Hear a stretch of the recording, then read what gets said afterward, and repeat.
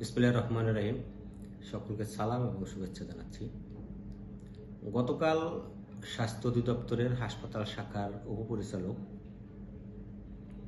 Doctor শাফি আহমেদ তিনি সাংবাদিকদের নিয়ে একটি মন্তব্য করেছেন। এ বিষয়ে সারা দেশের সাংবাদিকদের মাঝে তীব্র ক্ষোভের সৃষ্টি হয়েছে। আমরা দেখেছি সামাজিক যোগাযোগ মাধ্যম থেকে শুরু করে গণমাধ্যম অঙ্গনে একটি ক্ষোভের তৈরি হয়েছে। এই বিষয়টি আমরা যদি পজিটিভলি দেখতে চাই, যে আমাদের গণমাধ্যম এবং সাংবাদিকরা বিভিন্ন সময় হাসপাতালগুলোর যে পরিষ্কার পরিচ্ছন্নতা কার্যক্রম নিয়ে সংবাদ প্রকাশ করেছেন, সেই সংবাদগুলোতে আমরা যে ভিডিও চিত্র আমরা দেখে থাকি, সেটি আসলে গোটা দেশের পরিস্থিতিটা সেরকমই, যে হাসপাতালের যে অভ্যন্তরীণ অপরিষ্কার, অপরিচ্ছন্ন, অব্যবস্থাপনা, নোংরা, এতে করে আমাদের হাসপাতালগুলোর রোগীরা আরও বেশি রোগী হয়ে যাচ্ছে। তো সেই জায়গা থেকে স্বাস্থ্য বিভাগের উপপরিচালক শাফি আহমেদ সাহেব যে প্রস্তাবটি রেখেছেন, উনি আসলে যথার্থই রেখেছেন। যে আমার মনে হয় উনি পারছেন না আর স্বাস্থ্য অধিদপ্তরকে বা হাসপাতালগুলোকে উনি পরিষ্কার পরিচ্ছন্ন করে রাখতে পারছেন না। সেক্ষেত্রেই হয়তো উনি সাংবাদিকদের সহযোগিতা চাচ্ছেন। তো আসলে উনি যেহেতু সহযোগিতা চাচ্ছেন, আমরা সাংবাদিকদের পক্ষ থেকে, বিশেষ করে বাংলাদেশ মফস্বল সাংবাদিক ফোরাম, সারা দেশব্যাপী একটি নেটওয়ার্ক, আমাদের সারা দেশে প্রায় 500-র অধিক শাখা রয়েছে।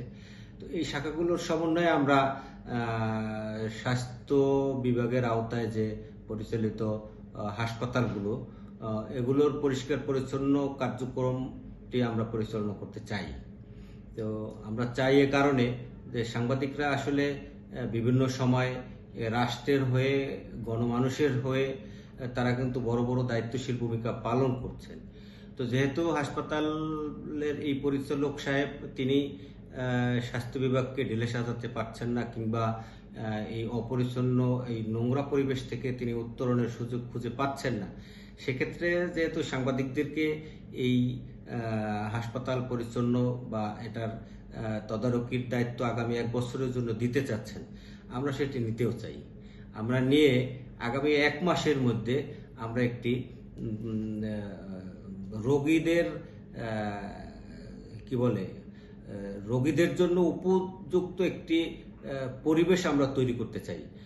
স্বাস্থ্য অধিদপ্তর যদি আমাদেরকে এই দায়িত্ব দেয়, তাহলে আমরা আগামী 1 মাসের মধ্যে গোটা দেশের যে হাসপাতালগুলো আছে, এই হাসপাতালগুলোকে আমরা পরিষ্কার পরিচ্ছন্ন করে আমরা রোগীদের সেবার পরিবেশ আমরা ফিরিয়ে দিতে পারবো।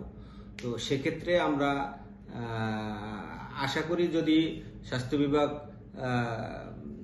দায়িত্বশীল ভূমিকা নিয়ে আমাদের সাথে দ্বিপাক্ষিক আলোচনা করতে চান, আমরা তাদের সাথে সেই আলোচনায় বসতে রাজি।